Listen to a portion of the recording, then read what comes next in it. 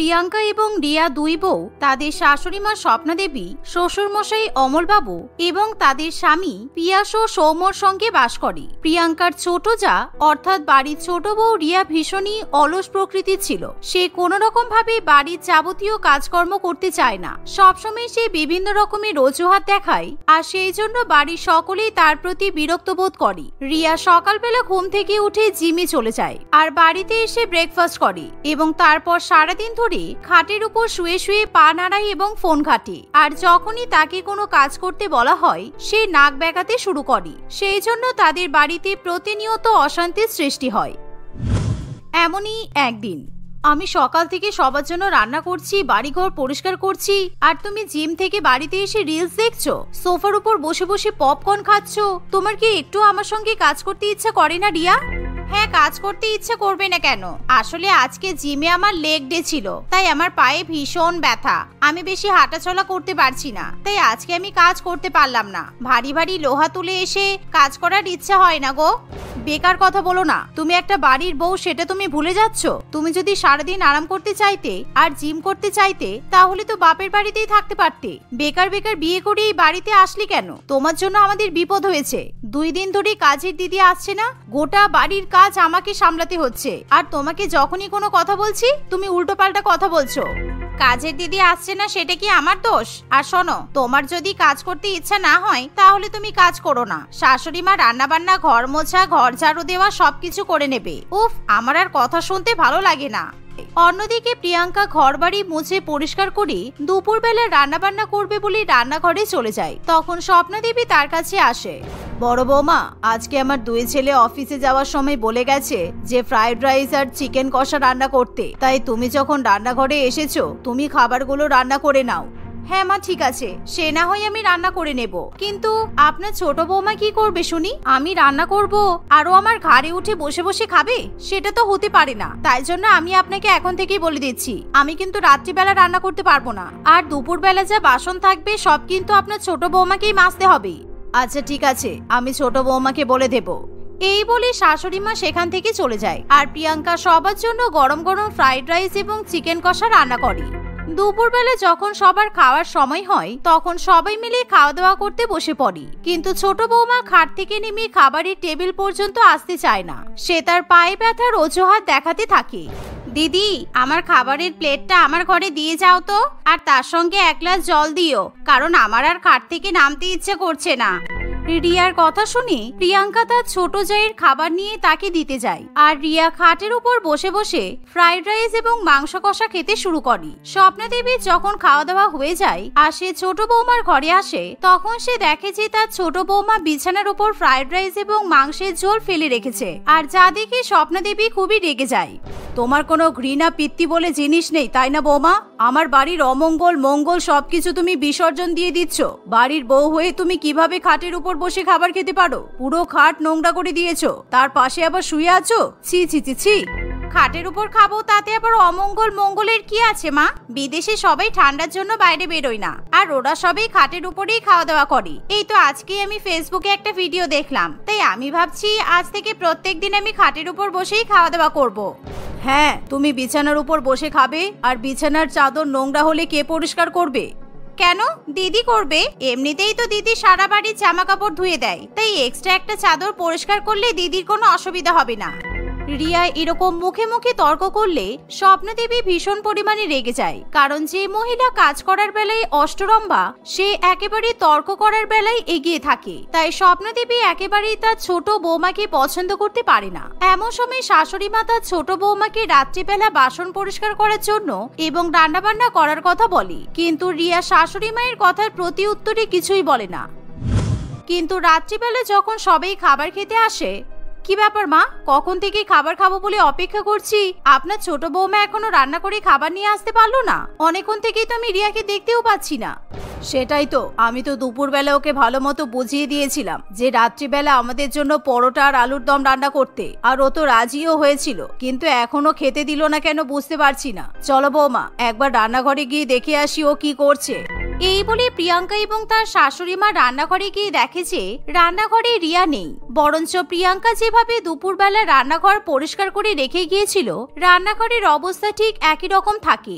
এর ফলে তারা প্রচন্ড পরিমাণে অবাক হয়। তখনই প্রিয়াঙ্কা রেগে গিয়ে রিয়াকে ফোন করতে শুরু করে। আর 100 বার ফোন করার পর রিয়া ফোন ধরে বলে, কি হলো দিদি, এতবার ফোন করছো কেন? আমি একটু ব্যস্ত আছি। ব্যস্ত আছো মানে? তুমি কোথায় আছো? আজকে রাত্রিবেলা তোমার তো রান্না করার কথা ছিল, তুমি বলছো তুমি বাড়িতে নেই। এবার আমরা কি খাওয়া দাওয়া করবো তাহলে?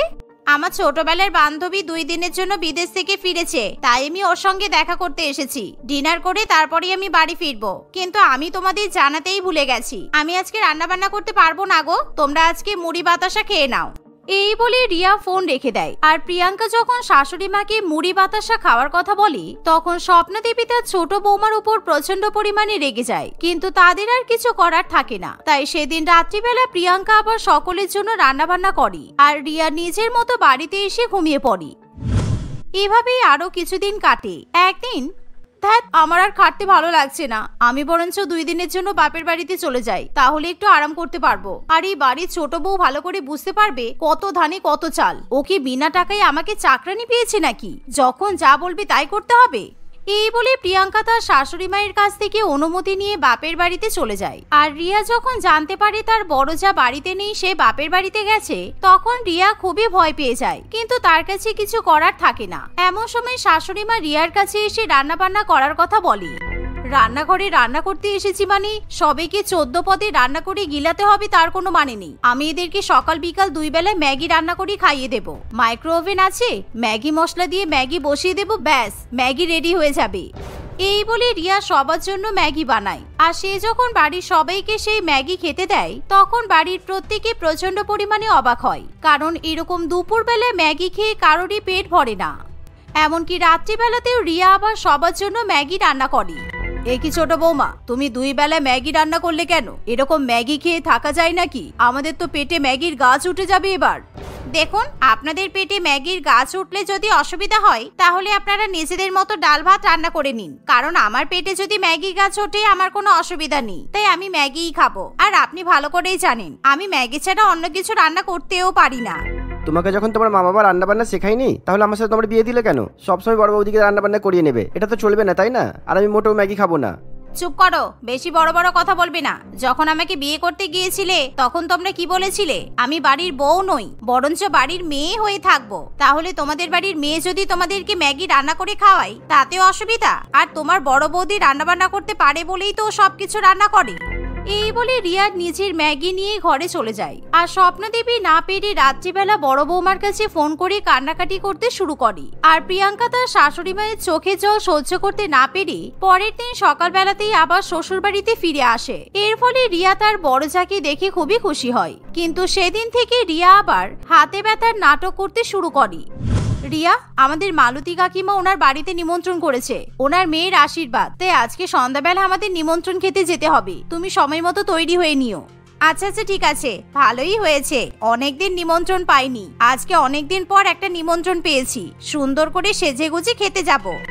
এই বলে সারাদিন ধরে রিয়া রূপচর্চা করে আর সন্ধ্যাবেলা সবাই মিলে সেজেগুজে তৈরি হয়ে মালতী দেবীর বাড়িতে চলে যায়। মালতী দেবী অনেক বড় লোক, তার 5 তলা বাড়ি, আর সেই বাড়িতে লিফট পর্যন্ত ছিল। আর সবাই মিলে যখন 5 তলাতে উঠবে বলে লিফটের দরজা খুলতে যায় তখন কিছুতেই সেই লিফটের দরজা খুলতে চায় না। আসলে মা, আজকে অনেক গেস্টরা আসবে তো, তাই হয়তো লিফট কাজ করতে একটু দেরি হচ্ছে। চলুন বরঞ্চ আমরা সিঁড়ি বেয়ে 5 তলাতে উঠে পড়ি। আর সিঁড়িগুলো তো খুব ছোট ছোট সিঁড়ি, তাই উঠতে সেরকম কোনো কষ্ট হবে না। হ্যাঁ বড় বৌমা, তুমি ঠিকই বলেছো, কারণ এখন লিফটের জন্য দাঁড়িয়ে থাকলে বেকার বেকার আশীর্বাদের অনুষ্ঠান হয়ে যাবে, আর আমরা আশীর্বাদ করতে পারবো না। তাই চলো আমরা সবাই মিলে সিঁড়ি বেয়ে উঠে পড়ি। তাছাড়া আমরা তো বাড়িতে সিঁড়ি দিয়েই ওঠানামা করি, আমাদের সেরকম অসুবিধা হবে না, চলো।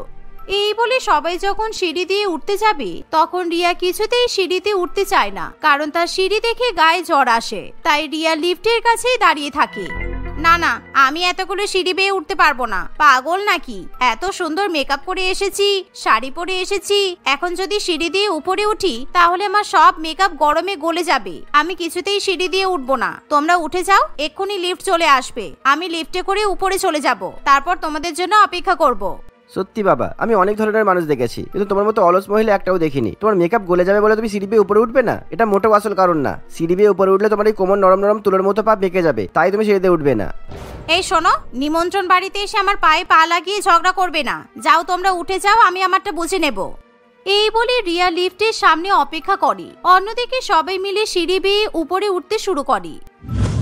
আর কিছুক্ষণ পরে লিফটের দরজা খুলে যায়, যা দেখে রিয়া খুবই খুশি হয়। আর রিয়া লিফট দিয়ে উপরে উঠতে শুরু করে, কিন্তু হঠাৎ করে থার্ড ফ্লোরে পৌঁছানোর পর লিফট বন্ধ হয়ে যায় আর এক ধড়াস করে শব্দ হয়। এমনকি লিফটের মধ্যে থাকা লাইট পাখা সবকিছুই বন্ধ হয়ে যায়।